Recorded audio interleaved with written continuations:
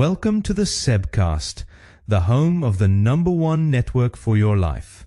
This is where we think more slowly, look deeper, and discover that Jesus didn't just work back then, but is working now. There's a reason people often fall back into the same patterns. It's not just a matter of weak discipline, it is identity.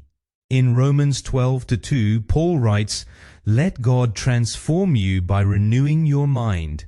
Notice, change doesn't start with behavior, it starts with thinking. Modern culture says, you must find yourself. Jesus says, you must receive yourself anew.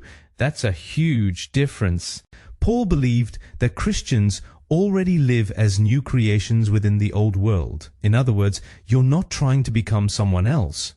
You're learning to live as who you already are in Christ. And that changes everything. People say, I'm trying to stop getting angry. I'm trying to stop drinking. I'm trying to have a better marriage. But what if the problem runs deeper? What if you still deeply believe, I am a failure? I will never change. I'm just like this. People almost always act in accordance with their deepest identity. A man who sees himself as undisciplined will live undisciplined. A woman who believes she is worthless will often choose relationships that confirm that belief. A Christian who believes he is still trapped will live as if the grave were still occupied. But the gospel says something incredible.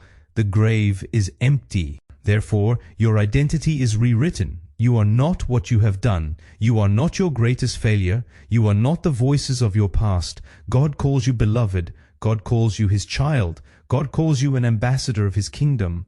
And here our vision becomes practical again, the #1 network for your life. Identity is formed in community. That's why the people around you are so important. The people you worship, eat, pray, work, and live with begin to remind you of who you really are. The world shapes people through algorithms. Jesus shapes people through community. And perhaps the biggest change you need is not new behavior, but a new story about who you really are. Until tomorrow, take care.